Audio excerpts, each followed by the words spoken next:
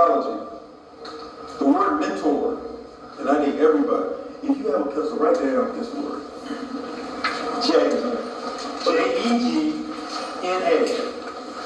J-E-G-N-A. The plural is Jenna. J-E-N-O-C-H. J-E-G-N-A and J-E-N-O-C-H. That's what we should be using. I can explain why. The term, well, let me explain it.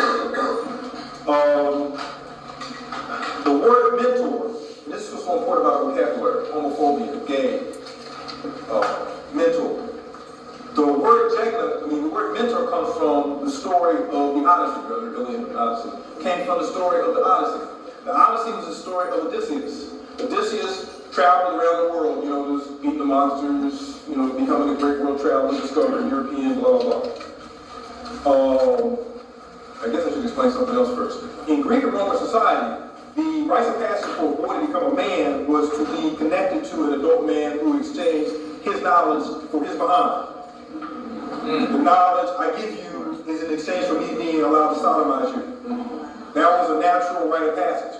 Homosexuality in Greek and Roman society was more between adult male and boy than it was between two males, even though this was rampant.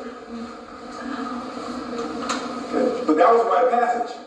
And if that was the society in which you were creating, then you had to have a way to make that part partial. But that's a whole other long discussion about how the poetry in Greek and Roman society, the greatest poetry in Greek and Roman society, according to them great poetry, was love poetry from men to boys. The vases that you see, the artwork that you see a lot of that in there. The gifts the men gave to the boys, they didn't give to the women. They gave to the boys. That was their primary sexual prey. But anyway, I told that because Odysseus had a son. His name was Telemachus. Telemachus was coming of that age. Odysseus was going back out of age.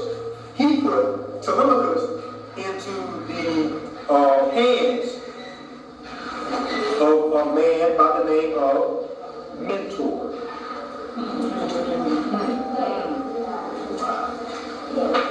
So when you call somebody your mentor,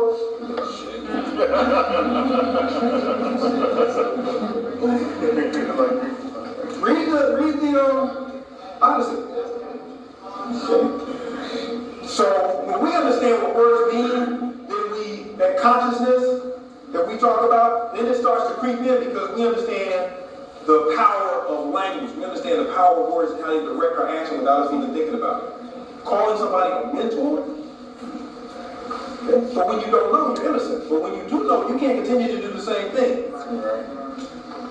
Wade Nobles, backed by Marimba Ali, Kobe Campbell, Asa Hillary, who have argued that you need to use the word Jegna when we refer to someone who we hold in high esteem, who teaches us. It's an Amharic term from Ethiopia. It's from an Amharic language. And I will read I have to find it. I will read the quote that came out of an article that Wade Nobles wrote. That, if you hold on 1 second, please.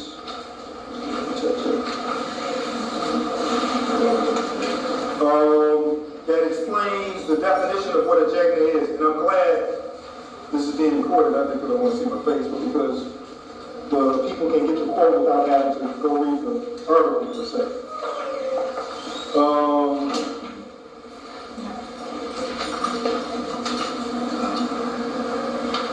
Jegna, and I'm quoting verbatim from Wade Nobles' article. Jegna, or Jenna, plural form, are those special people who have 1, been tested in struggle or battle, 2, demonstrated extraordinary and unusual fearlessness, 3, shown determination and courage in protecting her or his people, land, and culture, 4, shown diligence and dedication to our people, 5, producing exceptionally high quality of work, and 6, dedicated themselves to protection, defense, nurturance, and the development of our young by advancing our people, place, and culture. We shouldn't be using other people's terminology to define ourselves. And if we don't tell other people about the word mentor, then we'll be using it 3 or 4 generations down the road still and not understanding it. We're pushing their agenda. Just like on Sunday morning when people say the King James Version of the Bible, we're pushing somebody else's agenda.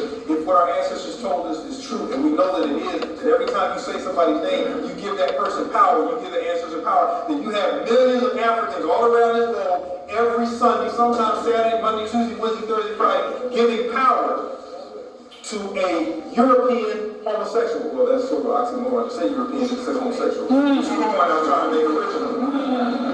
When you go back and you look at that history, then you have to come to the conclusion that to say European is to say homosexual. And somebody say, well, I know a guy, he hates homosexuals. He's a white guy. I said, well, you got closet homosexuals in their community. You can be homophobic if you're European. You can't be homophobic if you're African. You can be homophobic if you're European. And of course, we have to deal with those terms too. I'm bouncing around, so it's not funny. But since I brought up homophobic, I believe it was a brother with Pop who said, phobia means fear. As almost a psychologist, I guess. I have more hours in psychology than sociology. I love psychology. It means having an irrational fear. It means something is psychologically wrong with you. So those people who have problem with homosexuality, something is wrong with them. And in fact, the homosexual community is now working with the American Psychological Association to have homophobia defined as an illness, as an insanity. And a quick point for you to think about, racism was not a psychological disorder. Racism meant that you just hadn't had the right experiences. You hadn't met somebody of color who was a nice person and they had persuaded you that, everything is fine. That just meant that you just hadn't met. There was nothing wrong with you mentally. You just hadn't had the right experiences. But if you have a problem with homosexuality, something's psychologically wrong with you. So who's making the definitions? Where the Psychological Association not only made homosexuality something that's not a mental illness or not a problem, they also made pedophilia, which is adults sexually using children as prey, as a non-insanity. Unless it was under duress, and the duress had something to do with the adult, not the child. They did both of those at the same time. Nobody talks about it. It's amazing when people nobody talks about it. Nobody talks about that part of the decision. Nobody talks about that part of the decision. Nobody talks about either. The Black Psychological Association said we don't agree. Nobody talks about that. So we're thinking out of somebody else's mind. Oh, also sisters who want to call themselves lesbians. That's a misnomer, a misname. They named themselves after the island of Lesbos, which is off of Greece. And they changed the name of that now, I forgot the name, something like that. So when you look on the globe for that island, you're not going to find it on the modern maps. It has a different name.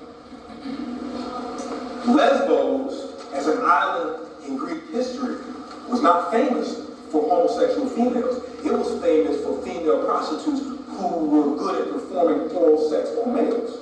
That was what it was known for. It wasn't known for female homosexuality.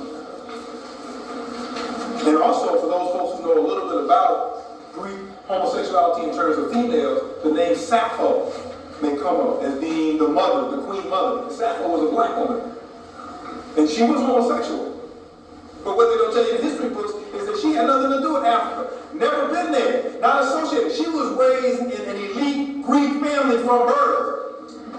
So she didn't know anything African. What do you expect her to be? If anything, her confusion about being black, because she talked about the beauty of her daughter's blonde and blue eyes and how she was so ugly, maybe that drove her to find somebody who would love her, and in this case, maybe the only person who pretended to love her was a European female. Which is not part of this discussion, but when you are raised in a society where attention is so important to you as an individual, and you constantly crave attention and being loved, hold all of this stuff and all this attention, You can be taken anywhere that whoever gives you the attention will go. What they say,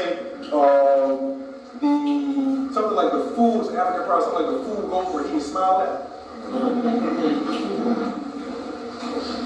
That's our children today, because we haven't set boundaries for them. It's not just us, it's a generation who came before us. I'm so angry with my peers, it's not funny. Because we just went along, we thought everything was fine, we thought it was a done deal. Integration was the goal.